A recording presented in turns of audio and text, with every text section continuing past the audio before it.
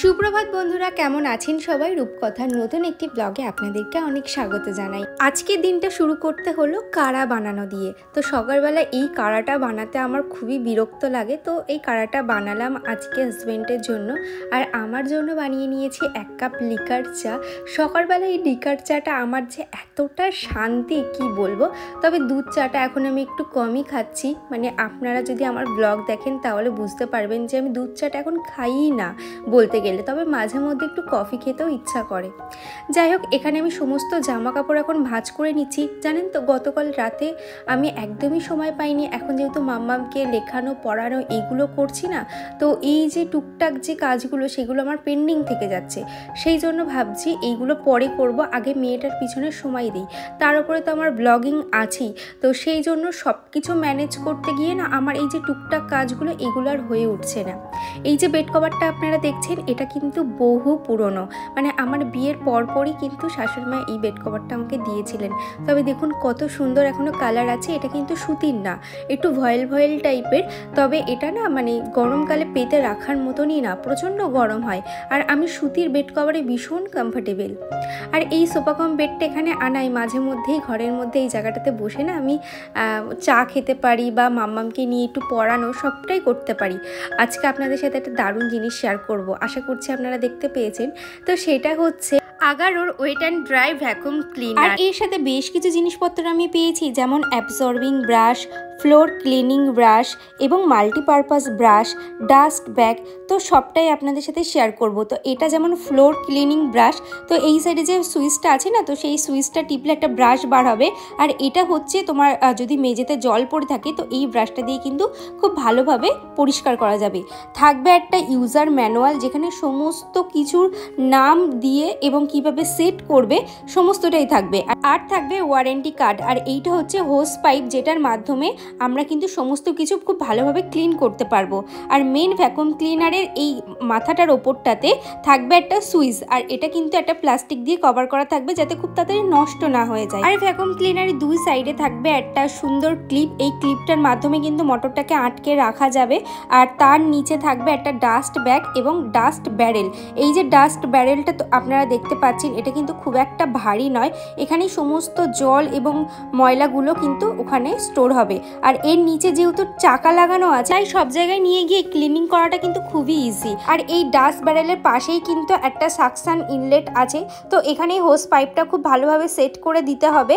আর এটা যদি তোমরা একটু চাপ দাও তাহলে কিন্তু এটা একদম সেট হয়ে যাবে। তারপরে ডাস্ট ব্যাগটা দিয়ে যেমনভাবে মোটরটা ছিল ঠিক তেমনভাবেই দিতে হবে, এবং সাইডের দুটো যে ক্লিপ আছে সেই ক্লিপ দুটো কিন্তু আটকে দিতে হবে, তাহলে এটা পুরোপুরিভাবে কিন্তু আটকে থাকলো। আর এই মোটরটার ওপরের দিকটাতে আছে ব্লোয়ার আউটলেট, তো এখান থেকে মোটামুটি হাওয়াটা পাস হয়। আমরা যদি এই হোস পাইপটা এখানে লাগাই তাহলে কিন্তু হাওয়াটা ওই হোস পাইপ দিয়ে বাইরে বার হবে।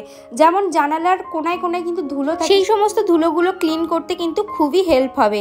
আর এই হোস পাইপের মাথায় কিন্তু মাল্টিপারপাস ব্রাশ, তারপর যে ধরনের নজেলগুলো এর সাথে দিয়েছে সমস্তটাই কিন্তু একদম অ্যাডজাস্ট হয়ে যায়। চাইলে এইভাবেও পরিষ্কার করা যায়, আর তা না হলে এই ধরনের একটা স্টিলের টিউব আছে, তো এইটা দিয়েও কিন্তু খুব ভালোভাবে পরিষ্কার করা যায়।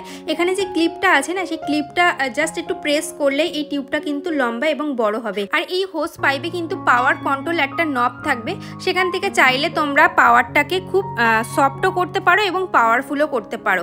তো আমি এখানে দেখো একটা ব্রাশ লাগিয়ে নিয়েছি, এটা ফ্লোর ক্লিনিং ব্রাশ।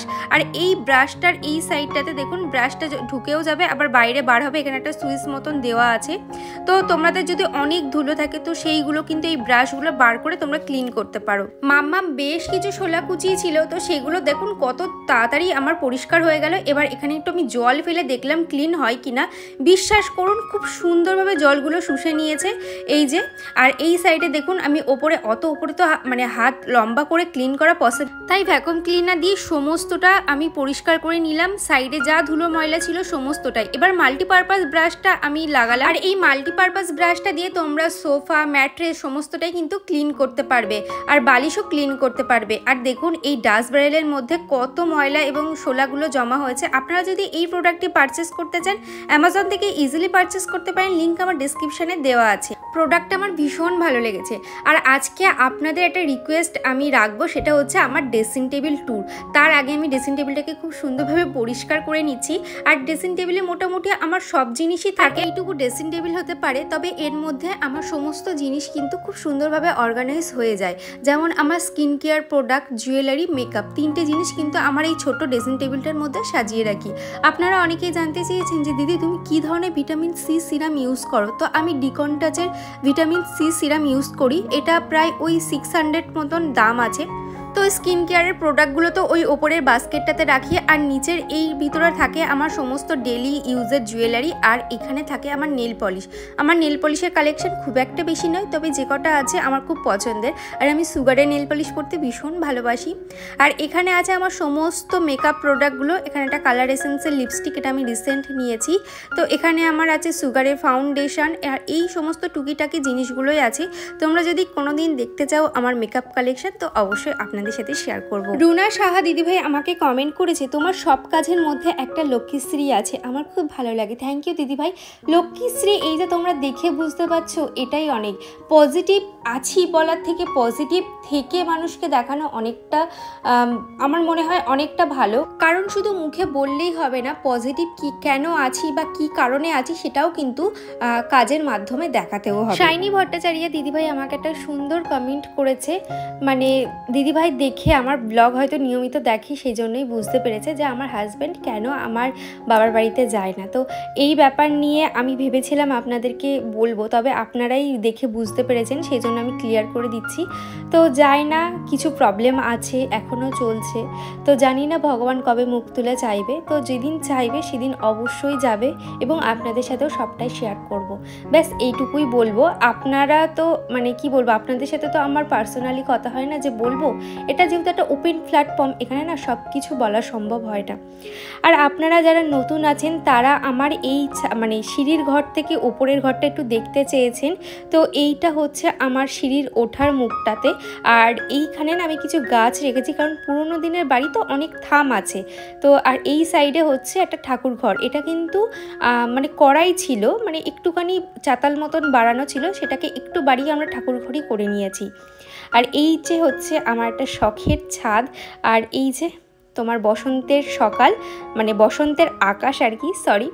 আর এই যে হচ্ছে আমার ওপরের ঘরটা, এখানে তো মানে এখনও তো ডেকোরেট করা প্রচুর বাকি আছে। এখানে একটা গাছ রেখেছি, সোফা আছে, আর এই জায়গা থেকে আমি একটা ফ্লাওয়ার টপ রেখেছি। আর এই সে আমাদের নতুন টিভি, 4 কোণায় 4টে লাইট। আর এই গোল্ডেন দিওয়ালটাতে কি রাখা যায়, মানে ফটো ফ্রেম না কি, আপনারা যদি একটু সাজেস্ট করেন অবশ্যই বলবেন। আর এসির পয়েন্টও করা আছে। চ্যানেলে নতুন আছেন তারা মানে প্রত্যেক দিনই প্রায় বলেন যে দিদি হোম ট্যুরটা দিও, তোমাদের ওপরের ঘরের হোম ট্যুরটা।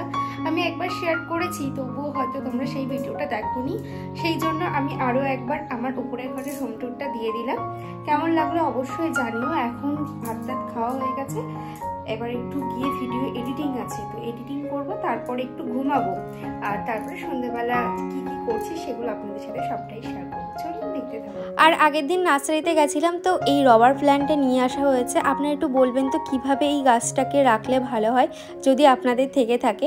তারপর সন্ধ্যেবেলা সমস্ত জানালা দরজা দিয়ে এখন যাব নিচে, সেই জন্য সমস্ত জানালা দরজা দিয়ে নিচ্ছি। আর এই যে কাঁচের যে জানালা ছিল সেগুলোকে পাল্টানো হয়েছে। সন্ধে এখনো হয়নি, সেই জন্য ভাবলাম ওপরের ঘরেই বসি, একেবারে সন্ধে দিয়ে তারপরে যাব নিচে। এখন একটু জল খেয়ে নিচ্ছি বসে, তারপরে যাব সন্ধে দিতে, তারপরে জমিয়ে টিভি দেখবো। এখন থেকেই সন্ধে থেকে এখন টিভি দেখার ব্যাপারটা হয়েছে। তাহলে চলুন আজকের মতন এত দূরই, দেখা হচ্ছে নেক্সট ব্লগে, টাটা।